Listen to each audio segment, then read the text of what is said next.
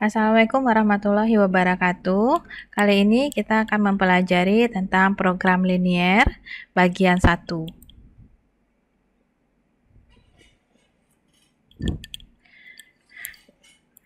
Di sini ada beberapa pengertian, yaitu pengertian tentang program, pengertian tentang linier. Ya, yang saya lihat di sini juga ada pengertian tentang program linier, yaitu suatu model umum yang dapat digunakan dalam pemecahan masalah pengalokasian sumber-sumber yang terbatas secara optimal. Jadi kita membuat suatu model agar permasalahan pengalokasian sumber-sumber dengan batasan yang ada itu dapat diselesaikan. Nah, masalahnya itu seperti apa? Masalah tersebut timbul apabila seseorang diharuskan untuk memilih atau menentukan tingkat setiap kegiatan yang akan dilakukannya, di mana masing-masing kegiatan membutuhkan sumber yang sama, sedangkan jumlahnya terbatas. Jadi, kita punya tujuan tertentu, ya, kita ada sumber, namun sumber yang kita miliki itu terbatas. Jadi bagaimana cara kita untuk mengoptimalkan sumber tersebut dan kita juga mendapatkan hasil yang maksimal. Itulah tujuan dari program linier ini. Contohnya apa masalah-masalah yang ada yang membutuhkan program linier ini? Adalah masalah alokasi fasilitas produksi, masalah alokasi sumber daya manusia. Jadi menempatkan sumber daya yang ada dengan keterbatas yang ada agar kita mendapatkan hasil yang optimal. Kemudian contoh lainnya adalah masalah penjadwalan produksi, ya. Kemudian masalah sistem distribusi dan lain sebagainya. Adapun tahapan program linier, pertama itu adalah kita harus mengidentifikasi masalah yang ada. Nah, dari masalah yang ada itu kita buatkan formulasi model matematikanya. Nah, dari model akan kita selesaikan dengan menggunakan teknik matematika. Formulasi model program linier itu, ya, kita punya beberapa hal. Ada 4 bagian di sini yang wajib ada. Ya, wajib ada ketika kita memformulasikan sebuah kasus ke dalam bentuk program linier. Pertama adalah variabel keputusan. Yang kedua adalah fungsi tujuan. Yang ketiga fungsi kendala atau batasan masalahnya. Yang ketiga batasan dari variabel ini. Jadi variabel keputusan juga harus kita batasi. Yang disebut dengan variabel keputusan itu adalah sebuah simbol, ya, simbol matematika yang menggambarkan banyak produk yang akan dihasilkan agar perusahaan dapat mencapai tujuan yang direncanakan. Simbolnya itu bisa berupa X, bisa berupa Y, dan lain sebagainya. Yang jelas itu adalah banyak produk yang akan dihasilkan, ya, atau yang akan menjadi tujuan dari sebuah perusahaan. Tujuannya apa? Nah, tujuan itu nanti akan kita simbolkan dengan sebuah simbol matematika. Setelah mendapatkan variabel keputusan, kita harus menentukan fungsi tujuan. Nah, setelah kita identifikasi masalah, kita tentukan tujuannya apa, ya. Tujuan itu merupakan sebuah fungsi. Jadi, bentuk fungsi, ya, fungsi fx. Kalau seandainya variabel keputusannya x, berarti fungsinya itu fx. Kalau variabel keputusannya y, berarti fungsi tujuannya fy. Jadi fungsi yang menggambarkan tujuan di dalam masalah program linier menggunakan terminologi variabel keputusan berkaitan dengan pemanfaatan sumber daya yang ada secara optimal untuk memperoleh keuntungan maksimum atau penggunaan biaya minimum. Kalau keuntungan itu maksimum, kalau penggunaan biaya itu harus minimum. Jadi fungsi tujuan itu berupa memaksimumkan keuntungan, ya. Saya ambil pena dulu di sini. Jadi fungsi tujuan itu adalah memaksimumkan keuntungan, maksimum untung, atau minimum biaya. Ya, jadi fungsi tujuan itu cuma ada 2, maksimum untungnya atau untuk meminimumkan biaya. Berikutnya adalah fungsi kendala atau fungsi batasan. Jadi ada batasan dalam setiap masalah, ya. Atau ada sebuah keinginan kita, tujuan kita tuh pasti punya batasan atau punya masalah atau punya kendala yang merupakan ini rumusan kendala yang dihadapi dalam masalah program linear untuk mencapai tujuan yang direncanakan. Jadi ingin maksimum untungnya nih, maksimum untungnya, tapi pasti ada kendala. Kendalanya apa? Mungkin di bahan produksi, ya, bahan-bahan untuk memproduksi suatu barang itu terkendala, jumlahnya kurang misalkan, ya, atau tenaga kerjanya kurang, atau jam bekerja itu kurang. Nah, itu merupakan batasan-batasan ketika kita ingin memaksimumkan keuntungan. Berikutnya adalah batasan variabel. Ya, jadi kita punya variabel keputusan, yaitu jumlah dari produk yang akan dihasilkan. Itu juga harus terbatas, ya. Jadi kita menggambarkan tentang wilayah variabel di sini. Jadi jumlah sumber daya yang tersedia itu tidak boleh bernilai negatif.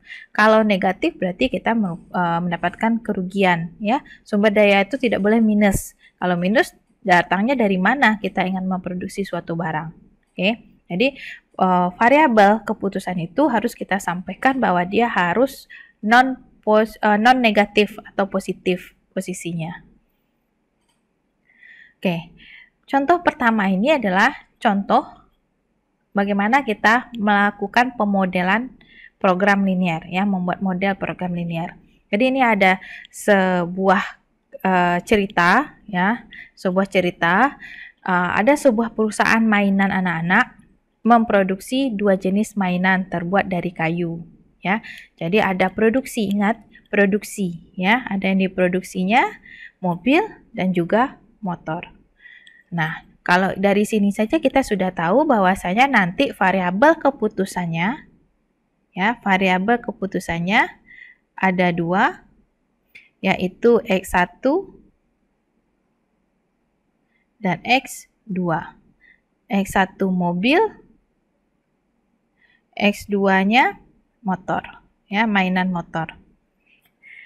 Nah, mobil dijual dengan harga 27.000 per lusinnya, yang setiap lusinnya memerlukan material sebesar 10.000 rupiah. Jadi untuk memproduksi sebuah mobil itu dia butuh bahan bakunya harganya 10.000 dan upah tenaga kerja itu sebesar 14.000 untuk setiap lusin. Kalau motor dijualnya dengan harga 21.000 per lusin, ya, yang setiap lusinnya memerlukan material 9.000 dan biaya tenaga kerjanya 10.000. Untuk pembuatan mainan ini memerlukan dua kelompok tenaga kerja, yaitu pertama si tukang kayu, yang kedua tukang poles. Setiap lusin mainan mobil memerlukan 1 jam pekerjaan kayu dan 2 jam pekerjaan pemolesan. Nah, di sana sudah ada batasannya. Sudah terbatas dia. Sedangkan setiap lusin mainan motor memerlukan 1 jam pekerjaan kayu dan 1 jam pemolesan. Meskipun setiap minggunya perusahaan ini dapat memenuhi seluruh materi yang diperlukan, namun jam kerja yang tersedia hanya 80 jam untuk pekerjaan kayu dan 100 jam untuk pemolesan. Berarti di sini material tidak menjadi masalah bagi dia. Yang jadi masalah itu adalah jam kerja, ya. Jadi masalah itu jam kerja. Jadi kendalanya nanti di jam kerja. Dari pengamatan selama ini, permintaan pasar untuk mainan motor tidak terbatas. Namun, permintaan pasar untuk mainan mobil tidak lebih dari 40 lusin per minggu. Nah, jadi yang jadi batasannya ini permintaan pasar untuk mainan mobil, ya, itu tidak lebih dari 40.000, ya, tidak lebih dari 40.000 per minggu. Bagaimana formulasi model dari persoalan di atas? Untuk mengetahui berapa lusin jenis mainan masing-masing yang harus diproduksi setiap minggunya agar diperoleh keuntungan maksimum.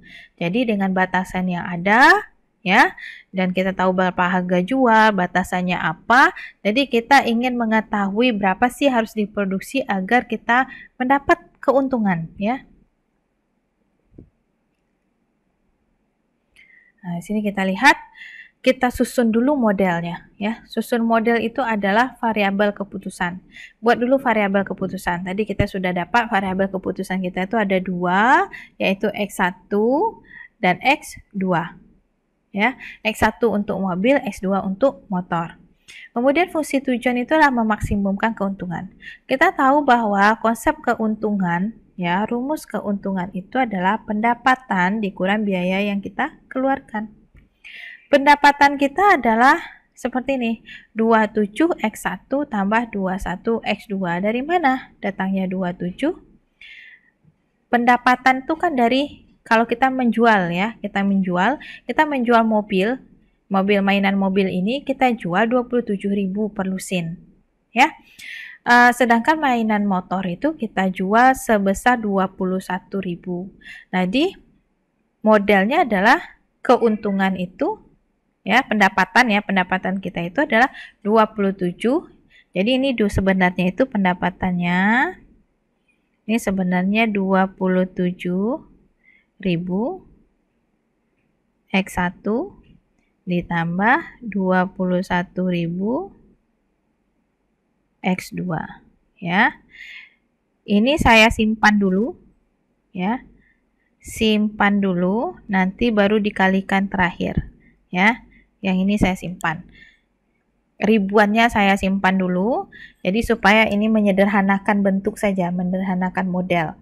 Jadi 1000-nya saya simpan, nanti di akhir baru saya kalikan lagi 1000. Jadi pendapatan kita adalah 27X1 ditambah 21X2.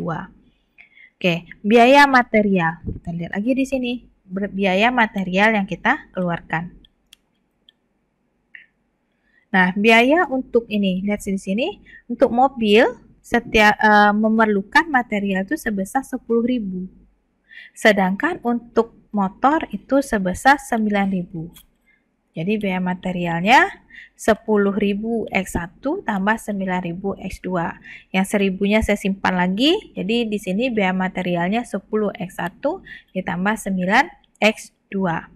Kemudian apalagi? Biaya tenaga kerja. Ya, biaya tenaga kerja. Nah, biaya tenaga kerja di sini untuk mobil itu sebesar 14.000, sedangkan untuk motor itu sebesar 10.000. Berarti di sini biaya tenaga kerja 14X1 tambah 10X2. Pendapatan, ya. Sedangkan ini biaya material, biaya tenaga kerja. Jadi keuntungan adalah pendapatan kita 27X1 tambah 21X2, kita kurangkan dengan biaya yang ada. Biayanya itu 10X1 ditambah 9X2 dikurang dengan 14X1 ditambah 10X2. Hasilnya adalah 3X1 tambah 2X2. Sehingga fungsi tujuannya adalah kita memaksimumkan Z sama dengan 3X1 tambah 2X2. Ya, ini saya tambahkan maksimum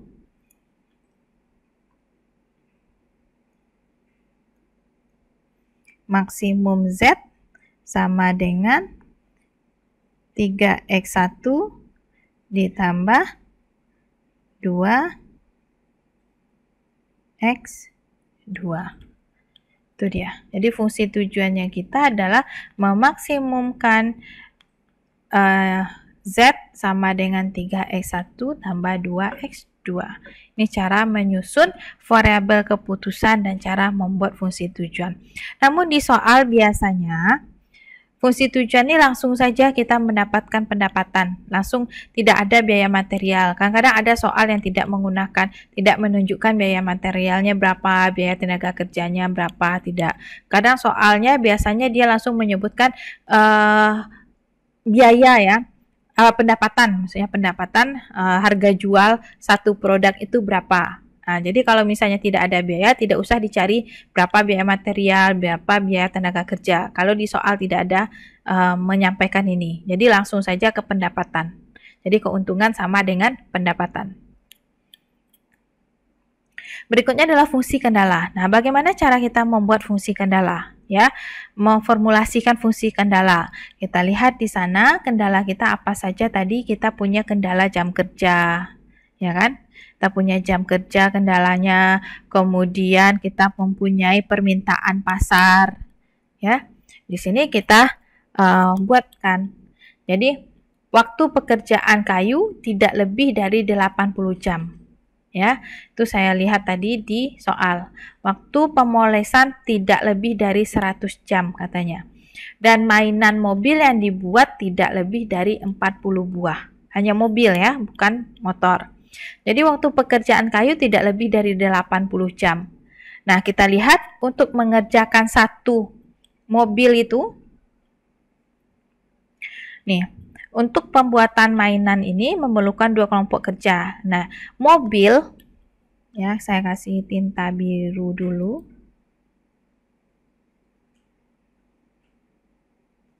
Nah, ini mobil. Mobil memerlukan 1 jam pekerjaan kayu dan 2 jam pemolesan. Sedangkan motor memerlukan 1 jam kayu, pekerjaan kayu, 1 jam pekerjaan kayu, dan 1 jam pemolesan. Oke, ini saya kelompokkan.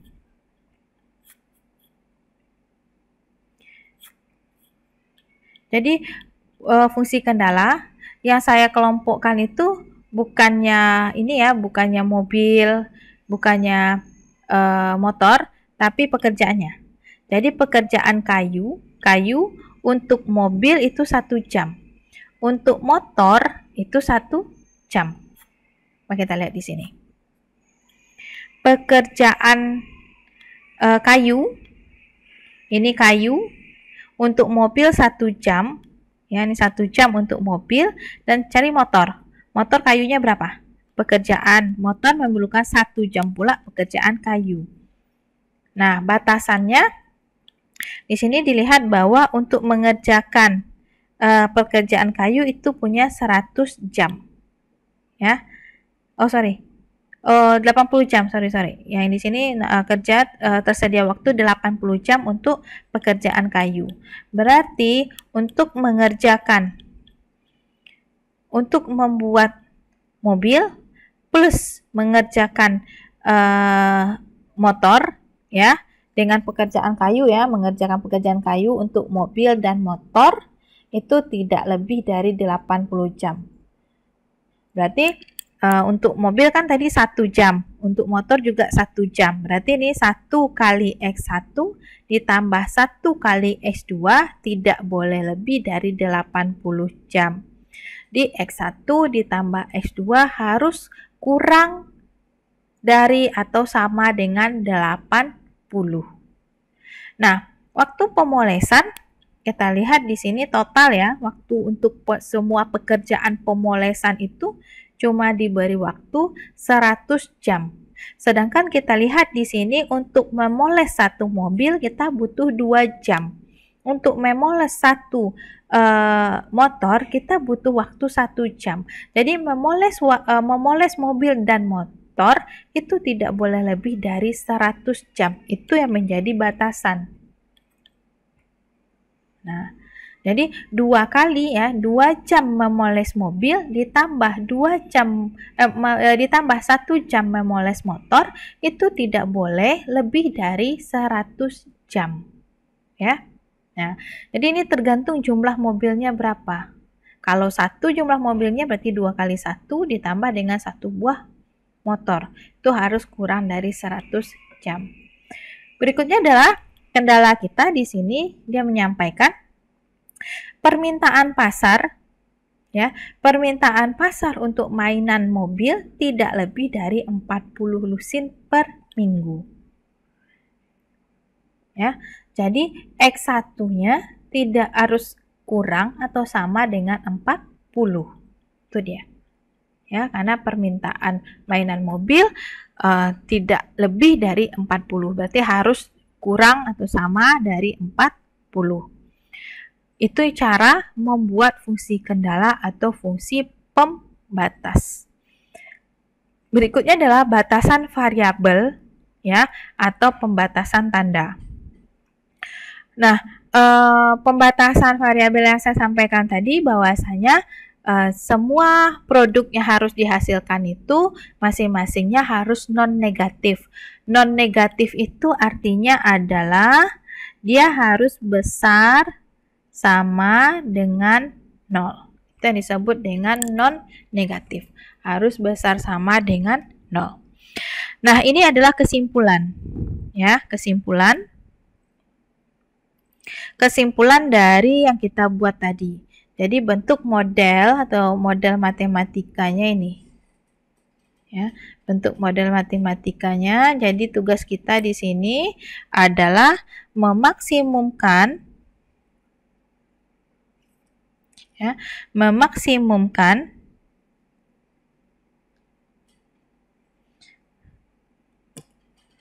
memaksimumkan nilai Z sama dengan 3x1 ditambah 2x2. Kemudian dengan batasan masalah x1 tambah x2 kurang sama 80, 2x1 tambah x2 kurang sama dengan 100, x1-nya harus kurang sama 40, x1-nya harus besar sama dengan 0, dan x2-nya harus besar sama dengan 0. Nah, itulah cara penyusunan model matematika dari soal seperti ini. Nah, setelah tahu bagaimana modelnya, baru nanti kita selesaikan. Jadi kita akan mencari X1-nya berapa, X2-nya berapa, agar ini Z kita terpenuhi secara baik ya. Nah, ini adalah tabel model program linier. Jadi kan kita dari ini soal, langsung kita terjemahkan ke dalam model ya, penyusunan model seperti ini. Langsung ambil variabel keputusannya bagaimana, fungsi tujuannya bagaimana, fungsi kendalanya bagaimana ya. Nah, ada cara lain lagi, bukan cara lain ya, tambahan cara supaya tidak sulit kita menemukan model, yaitu mengubah soal cerita tadi ke dalam bentuk tabel. Ya, ini tabel model. Jadi dibuatlah sebuah tabel yang mana posisi sebelah kiri ini adalah sumber. Sumbernya, sebelah kanan ini kegiatannya ya, yang barisnya kegiatan. Nah, kegiatannya ini di sini ada kegiatan pertama, 2 dan seterusnya ya. Ini sumbernya 1 sampai seterusnya, dan ini kapasitas, ini tingkat kegiatan. Nanti kita akan lebih gampang melihatnya ketika masuk ke dalam contoh. Nah, ini bentuk umum dari model matematis ya, bentuk umum dari model matematika. Jadi dari tabel ini kita akan membuatkan Z, memaksimumkan nilai Z, misalkan berarti kita ambil C1 kali X1 ya. Nah, di sini ambil C1 kali X1, nih X1-nya di sini. C1 kali X1, C ditambah C2 kali X2 dan seterusnya. Ya. Nah, batasannya juga begitu. Kalau mencari batasan, A11 dikali X1 ditambah 12 kali X2 dan seterusnya. Itu cara membuat model matematika dari tabel. Jadi dari soal cerita masukkan ke tabel, baru kita rumuskan model matematikanya. Nah, ini bentuk umumnya ya, ini bentuk umum. Nah, kita ambil contoh kedua ya. Kita ambil contoh kedua. Sebuah perusahaan sepatu membuat 2 macam sepatu. Nah, membuat berarti dia akan memproduksi 2 macam sepatu. Berarti dari sini kita sudah bisa langsung membuat variabel keputusannya, yaitu X1 dan X2 karena dia punya produk 2. Yang pertama merek P dengan sol karet, berarti ini jumlah sepatu merek P. X2-nya adalah jumlah sepatu merek Q. Nah, itu awal ya, awalnya. Diperlukan 3 macam mesin untuk membuatnya. Nah, di sini sudah mulai kita masuk ke dalam kendala nantinya. Ya, mesin 1 membuat sol karet, mesin 2 membuat sol kulit, dan mesin 3 membuat bagian atas sepatu dan melakukan assembling bagian atas dengan sol. Setiap lusin sepatu merek P dikerjakan mesin 1 selama 2 jam. Tadi ada 3 mesin 1, 2, dan 3. Jadi kalau untuk merek P, ya, jadi mesin 1 harus mengerjakannya selama 2 jam, mesin 3 selama 6 jam tanpa melalui mesin 2. Berarti di mesin 2 0. Sedangkan untuk sepatu Ki, dia tidak berproses di mesin 1. Berarti mesin 1-nya yang di Ki 0. Tapi dia langsung ke mesin 2 selama 3 jam dan di mesin 3 selama 5 jam. Jam kerja maksimum setiap hari untuk mesin 1 sama dengan 8 jam. Nah, ini batasannya. Mesin 1 hanya boleh bekerja itu kecil sama atau kurang dari atau sama dengan 8 jam. Mesin 2 boleh bekerja hanya selama paling lama itu 15 jam. Dan mesin 3 hanya boleh 30 jam. Nah, keuntungan setiap lusin sepatu merek P itu sebesar 30.000, sedangkan merek Ki sebesar 50.000. Masalahnya adalah menentukan berapa lusin sebaiknya sepatu merek P dan merek Ki yang dibuat, ya, agar kita tidak menemukan kerugian. Dari soal ini kita dapat mengubahnya ke dalam bentuk tabel, ya. Jadi di atas nih merek, ya, mereknya adalah merek P. Merek Ki. Merek P kita simbolkan dengan X1. Merek Ki kita simbolkan dengan X2. Nah, yang di bawah ini adalah mesin 1, mesin 2, dan mesin 3. Mesin 1 dia harus kurang dari atau kurang sama dengan 8 jam bekerjanya. Mesin 2 kurang sama dengan 15. Ya, boleh hanya kurang sama dari 15 jam kerja. Mesin 3 boleh kurang sama 30 jam dalam bekerja. Oke, untuk membuat, ya, sepatu P, ya, untuk membuat atau menghasilkan sepatu jenis P itu dibutuhkan mesin 1 sebesar 2 jam, sedangkan mesin keduanya 0 dan mesin ketiganya 6 jam. Sedangkan untuk merek sepatu Ki, dia membutuhkan proses di mesin 1 itu 0, mesin 2 itu 3 jam, dan mesin ketiga itu 5 jam. Keuntungan untuk P tadi, berapa ini? 30.000 ya. Nah, jadi 10.000-nya disimpan dulu, nanti terakhir kita kalikan. Dan mesin Ki itu 50.000. Nah, keuntungan menjual bukan mesin Ki ya, sepatu Ki. Jadi keuntungan untuk menjual sepatu P itu sebesar 30.000 ya. 10.000-nya disimpan, jadi 3 saja di sini. Untuk menjual keuntungan sewaktu menjual sepatu Ki itu sebesar 50.000. 10.000-nya disimpan, di sini 5-nya saja. Nah, sekarang bagaimana bentuk matematikanya? Berarti kita akan mencari keuntungan di sini, ya. Keuntungan kita adalah memaksimumkan Z sama dengan 3 dikali, ya. Kita kalikan nih, 3 dikali X1, ya. 3 kali X1 ditambah dengan 5 kali X2. Ya, itu keuntungannya. Nah, untuk membuat batasan, ya, untuk membuat batasan 1, ya, ini adalah batasan 1, ini batasan 1, yaitu mesin 1, ya, batasan 1 yaitu mesin 1.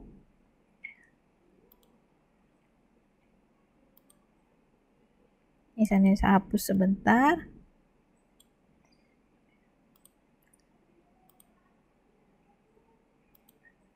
Nah, ini adalah mesin 1.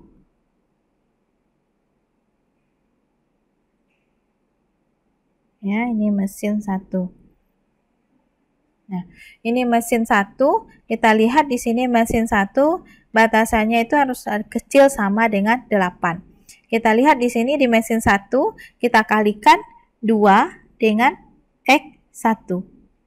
Ya. 2 kita kalikan dengan X1. Ditambah 0 kali X2. Ya. 2 kali X1 ditambah 0 kali X2 berarti 0. Jadi 2X1 harus kurang sama, ya, harus kurang sama dari 8. Kemudian lanjut ke mesin 2. Di sini mesin 2. Ya. Di mesin 2 itu adalah 0 kali X1, ya, 0 kali X1 itu sama dengan 0 ditambah 3 kali X2, ya. 3 kali X2. Berarti di sini 3 kali X2 itu harus kurang sama dengan 15. Nah, mesin ketiga, ya, berikutnya adalah mesin ketiga. Mesin ketiga berarti di sini adalah 6X1 dikali 6X1 ditambah 5X2 harus kurang atau sama dengan 30. Ya, 6X1 ditambah 5X2 harus kurang sama 30. Yang terakhir adalah batasan. Ya, batasan variabel keputusan yaitu X1 dan X2-nya harus besar sama dengan 0 agar kita tidak menemukan kerugian di sini. Nah, ini bentuk ini cara mengubah soal, ya, mengubah soal atau membuat model matematikanya dengan mengubah dulu dia ke dalam bentuk tabel. Nah, jadi saya rasa ini lebih enak untuk menyelesaikannya dibanding yang tadi sebelumnya, ya. Jadi ubah dulu dari soal cerita ke dalam bentuk tabel, baru dari tabel ini kita buatkan model matematikanya. Nah, sekarang kita ingin menyelesaikan soal tadi, ya. Kita ingin menyelesaikan soal tadi. Jadi kita lihat dulu di sini kan kita punya batasan, ya. Kita menyelesaikan soal ini ke dalam bentuk ini, ya, menggunakan grafik dulu, menggunakan daerah layak istilahnya. Jadi menggunakan grafik. Nah, kita lihat dulu, kita buat dulu batasan, ya, batasan-batasan. Kita lihat di sini batasan kita adalah 2X1 kurang sama dengan 8.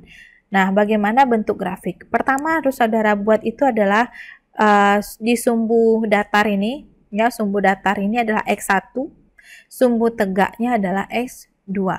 Jadi kita batasan pertama kita adalah 2X1 kurang sama 8. Jadi untuk menemukan kurang sama 8, kita buat dulu di sini 2X1 sama dengan 8. X1 sama dengan 8 dibagi 2. X1 sama dengan 4. Manakah posisi X1 sama dengan 4? Ya, ini dia. Garis inilah yang menentukan X1 sama dengan 4. Jadi X1 ini kan X1, ya. Jadi 0, 1, 2, 1, 2,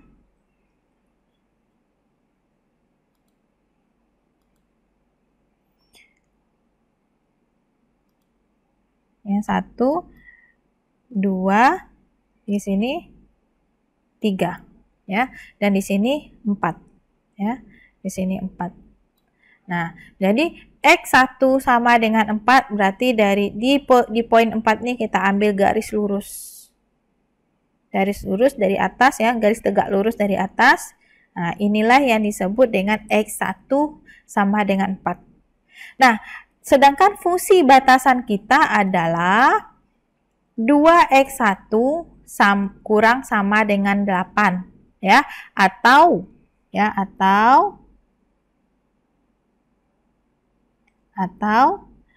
X1-nya itu kurang sama dengan 4, ya, kurang sama dengan 4. Nah, X1 kurang sama dengan 4 atau 2X1 kurang sama dengan 8, posisinya adalah di sebelah kiri garis X1 sama dengan 4.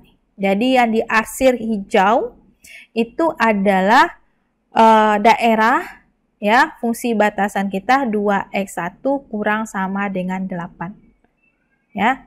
Nah, jadi batasan pertama ini tentang apa tadi? Mesin 1, ya. Jadi mesin 1 itu boleh bekerja di sini, ya. Jamnya di sini. Antara 0 sampai 4, ya. Antara 0 sampai 4 jam di sini. Oke ya, untuk bekerjanya nih, untuk mesin 1, ya. Nah, berikutnya adalah batasan kedua. Batasan kedua kita adalah 3x2 kurang sama dengan 15. Sekarang x2 lagi. Nah, kita tahu bahwa batasan masalah kita ini 3x2 kurang sama dengan 15. Ini sama juga dengan x2 kurang sama dengan 5. Ya, kenapa demikian? 15 bagi 3 itu 5. Nah, untuk mencari kurang sama, kita ubah dulu dia ke dalam bentuk sama dengan. Jadi, x2 sama dengan 5 itu bagaimana sih grafiknya? Ya, jadi di sini kita lihat, dia x2 ya, kita ambil garis x2. Ini garis x2. Di sini ada 0, 1, 2, 3, 4, dan di sini 5.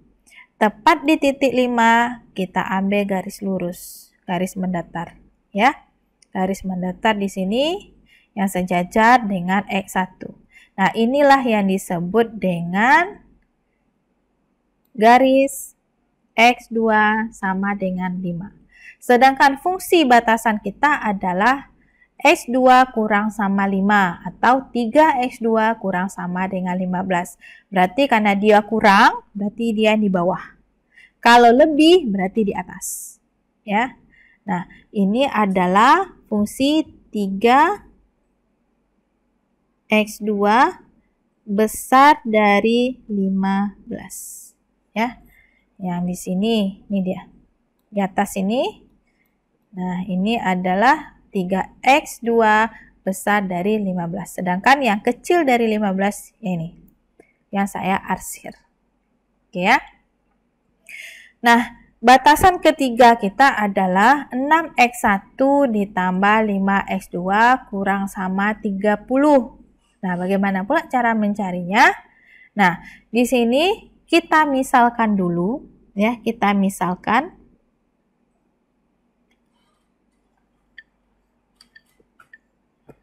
Kita misalkan di sana adalah x1-nya sama dengan 0. Ya, kita misalkan x1 sama dengan 0. Kalau x1 sama dengan 0, berarti otomatis ini 0. Ya, ini 0. Ini jadi 5x2. Ya, sama dengan 30. Ya, kecil sama 30.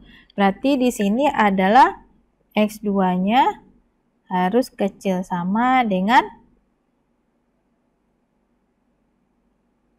6. Ya, x2-nya jadi kecil sama dengan 6. Nah, kalau titik x2 sama dengan 6, ya, berarti ini artinya apa? Kita punya titik 0,6. Ya, jadi x1-nya 0, maka karena x1-nya kita pilih 0, maka x2-nya nilainya 6. Jadi 0,6. Kita cari di sini. 0,6. Ini posisinya. Ya, 0,6. Nah, itu dia. 0,6. Berikutnya adalah kita ganti. Kita ganti x2-nya yang kita jadikan sama dengan 0. Ya. X2-nya kita samakan dengan 0. Kalau X2-nya sama dengan 0, berarti di sini 6x1 kurang sama dengan 30. Berarti X1-nya adalah kurang sama dengan 5.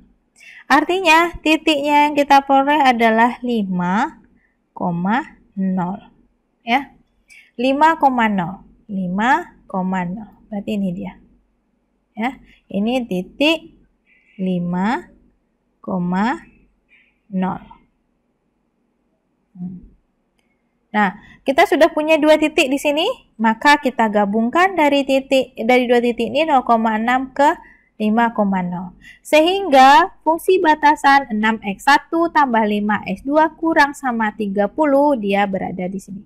Ya, kalau kurang sama berarti dia berada di sebelah kanan dari garis atau di sebelah bawah dari garis ya.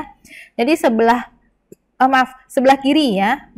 Sebelah kiri dari garis atau sebelah bawah dari garis. Nah, kalau sebelah atasnya ini atau sebelah kanannya ini adalah besar sama dari 30. Oke ya. Nah, garisnya ini. Kemudian kita tadi punya fungsi ada 3 ya, fungsi batasan ada 3. Sekarang kita gabung, ya, kita gabung. Nah, yang warna merah ini, di sini sebenarnya dari coklat, merah, sama coklat lagi, ini adalah bagian yang ini, 6x1 tambah 5x2 kurang dari 30 ya. Ini yang 2x1 kurang sama dengan 8, yang warna hijau. Yang warna coklat ini 3x2 kurang sama dengan 15. Jadi digabung. 3 garis tadi digabung. Jadi mana daerah visible? Ya, daerah visible atau daerah layak atau daerah tempat kita bekerja. Daerah di mana kita akan mendapatkan keuntungan dengan batasan-batasan yang ada. Jadi daerahnya itu menentukan daerahnya adalah yang dapat arsir ketiga-tiganya. Yang dapat arsir ketiga-tiganya itu yang disebut dengan daerah layak. Nah, kita perhatikan garis-garis yang ada membatasinya. Ya, kita lihat di sini, ini kenapa tidak masuk daerah layak? Karena ini cuma mengenai dua warna di sini, ya, 2 warna, ya, atau 2 garis di sini, yaitu garisnya 6x1 tambah 5x2 sama dengan 30 dengan 2x1 sama dengan 8, yang warna hitam. Begitu juga di sini, ini juga cuma 2 garis, ya. Nah, ini bagaimana? Ini juga 2 garis, ya, 2 garis di sini.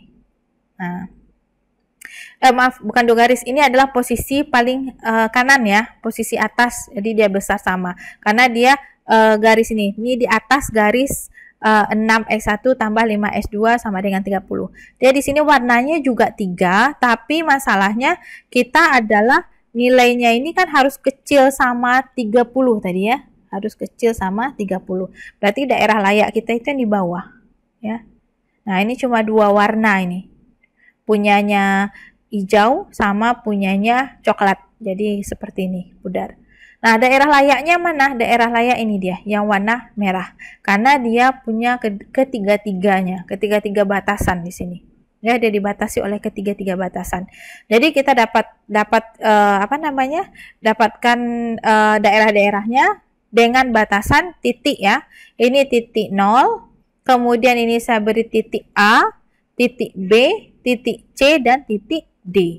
Ya, titik 0 ini pastinya di sini adalah titik 0,0, kemudian di sini adalah 4,0, yang D itu 0,5. Nah, C ini kita belum tahu ya berapa, B itu juga kita belum tahu berapa. Karena apa? C itu adalah titiknya itu berasal dari perpotongan antara garis 6x1 tambah 5x2 sama dengan 30 beserta garis 3x2 sama dengan 15. Begitu juga dengan B, ini perpotongan antara garis 6x1 ditambah 5x2 sama dengan 30 dengan garis 2x1 sama dengan 8. Nah, jadi untuk mencari C ya, mencari C ini. Nah, mencari C ini adalah kan tadi garisnya itu adalah garis perpotongan 3x2 sama dengan 15. Nah, kita peroleh di sini misalnya adalah x2 sama dengan 5. Jadi kita substitusi x2 sama dengan 5 ke 6x1 ditambah 5x2 sama dengan 30 ya. Maka kita peroleh x1-nya sama dengan 5/6. Oke. Berikutnya adalah untuk B. B ini adalah garis perpotongan antara 6x1 tambah 5x2 sama dengan 30 dengan garis 2x1 sama dengan 8.